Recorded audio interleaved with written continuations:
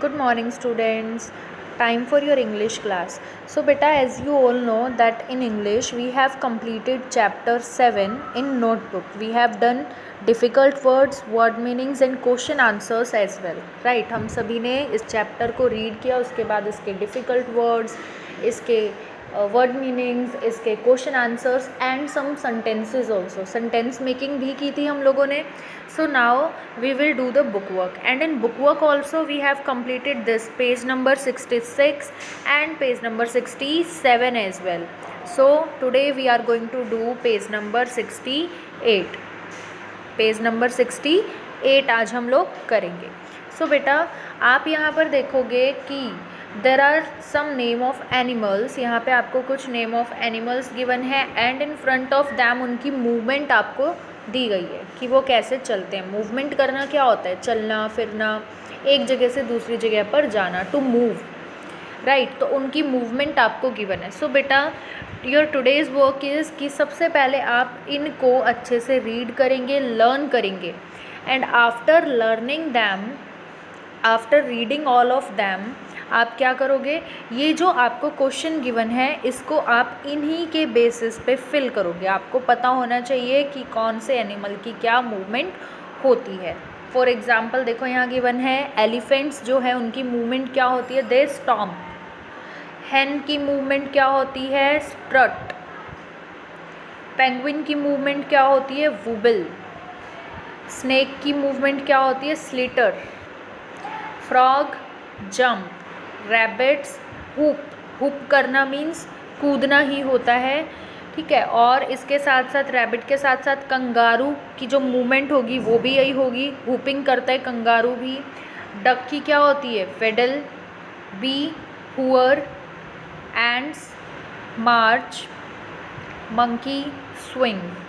ठीक है, तो बेटा in behalf of all of these you have to do this work and इसके बाद आप लोगों को ये जो वर्क है page number 69 that also you have to complete on behalf of all of these animals and their movement. आपको easily पता लग जाएगा कि आपको कैसे इनको कंप्लीट करना है. बट मैं आपको एक बार ये एक्सप्लेन भी कर रही हूँ. बेटा देखो आप देखेंगे the question number 1 is use the movement words given in the box and complete the sentences. आपको क्वेश्चन गिवन है दैट आपको जो बॉक्स के अंदर, हेल्प बॉक्स के अंदर जो क्लूज़ दिए गए हैं, कुछ वर्ड्स गिवन हैं, आपको उन वर्ड्स को बहुत केयरफुली रीड करना है, रिकॉग्नाइज़ करना है कि ये किस एनिमल की साउंड हो सकती है, मूवमेंट हो सकती है, और आपको यहाँ पर ये फिल करना है. बट आप देखेंगे कि नीचे जो है आपको सिर्फ 4 फिलअप्स गिवन है और ऊपर ऑप्शंस आपको काफ़ी सारे मिलेंगे.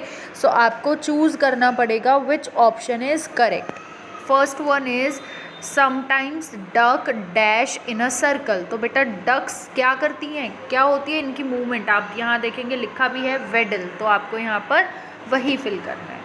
नेक्स्ट बेटा strong back legs help the kangaroo dash a long way. देखो यहाँ कंगारू गिवन नहीं है बट मैंने अभी आपको बताया था कंगारू की भी मूवमेंट क्या होती है?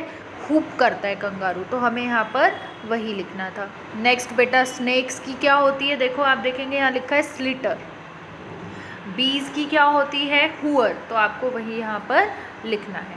अब योर नेक्स्ट क्वेश्चन इज़ कि यहाँ जो एनिमल्स के नेम गिवन है बेटा उनमें आपको उनकी मूवमेंट लिखनी है. बट यहाँ लिखा है देखो remember to add ING at the end of the words to write correct sentences. आपको सेंटेंसेस को करेक्ट करने के लिए इन सारी की सारी मूवमेंट्स के पीछे ING को जोड़ना होगा. So what you will do, you have to add ING with all these movements और उसके बाद आपको इनको वापस से यहाँ पर लिखना है.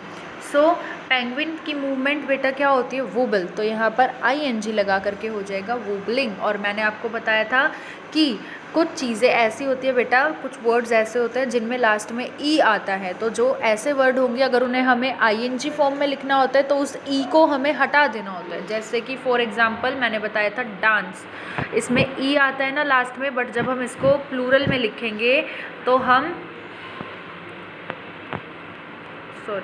प्लूरल में लिखेंगे तो इसको लिखेंगे डांसिंग। ठीक है, तो हमने ई को यहाँ से हटा दिया। फॉर एग्जाम्पल एक और देखते हैं, वूबल। अब इसमें भी क्या होता है बेटा, ई आता है, लास्ट में ई आता है। सो दैट्स वाई यहाँ पर जब मैंने इसको लिखा तो ई हटा करके आईएनजी को लगा दिया। राइट, अब नेक्स्ट बेटा रैबिट क्या करते हैं, हुप करते हैं, तो हमें आईएनजी लगाना है। दैट्स वाई यहाँ क्या हो जाएगा, हुपिंग, और यहाँ पर डबल पी हो जाएगा। राइट, अब डक की जो मूवमेंट है वो क्या होती है, वेडल, बट वेडलिंग करना है हमें, वेडलिंग। ठीक है, फिर नेक्स्ट है स्नेक की मूवमेंट। स्नेक क्या करता है, स्लिटर करता है, बट आईएनजी लगाएंगे तो हो जाएगा स्लिटरिंग। सो दिस वर्क आप कंप्लीट करेंगे इन योर बुक ओनली।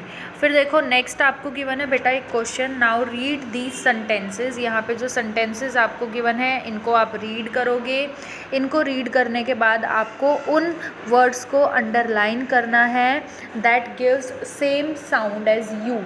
यू की जो साउंड है उसके जैसे साउंड वाले जो वर्ड्स होंगे उनको आपको अंडरलाइन कर देना है। तो आप फर्स्ट सेंटेंस रीड करोगे, my sister brought home a very cute puppy. तो यू और क्यूट कुछ कुछ एक जैसा साउंड करता है, तो हमें इसको अंडरलाइन कर देना है। नेक्स्ट है आपका, there was a long queue. Queue का मतलब होता है लाइन लगना, तो queue in front of the movie hall. Movie hall के बाहर बहुत लंबी लाइन लगी थी, तो क्यू एंड यू एक जैसे हैं, तो हमें क्यू को अंडरलाइन कर देना है। नेक्स्ट है बेटा, this work is due today. Due यानी कि पेंडिंग वर्क, तो ड्यू एंड यू एक जैसे लग रहे हैं ना आपको, तो इसको क्या करना है, अंडरलाइन कर देना है। और नेक्स्ट में तो आपको यू ही गिवन है, तो यू को ही आप अंडरलाइन करेंगे।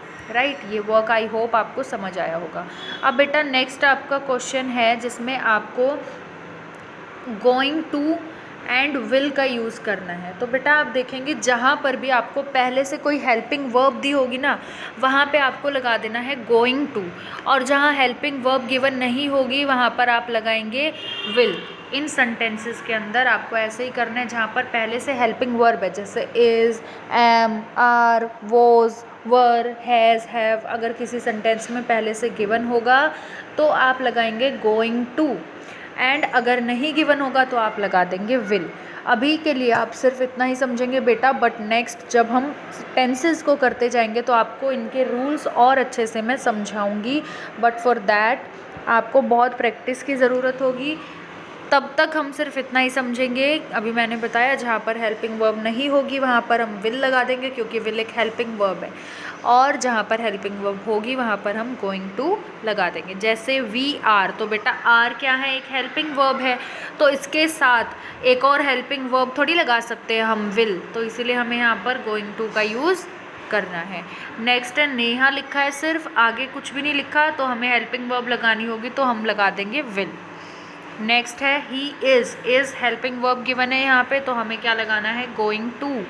नेक्स्ट में भी आर क्या है बेटा, हेल्पिंग वर्ब, तो यहाँ पर भी गोइंग टू लगा देंगे। एंड आई, उसके बाद एम नहीं लिखा, अगर आई एम लिखा होता तो हम लगाते I am going to write a letter to my grandmother, but I am नहीं गिवन है तो हम यहाँ पर क्या लगा देंगे, I will write a letter to my grand mother.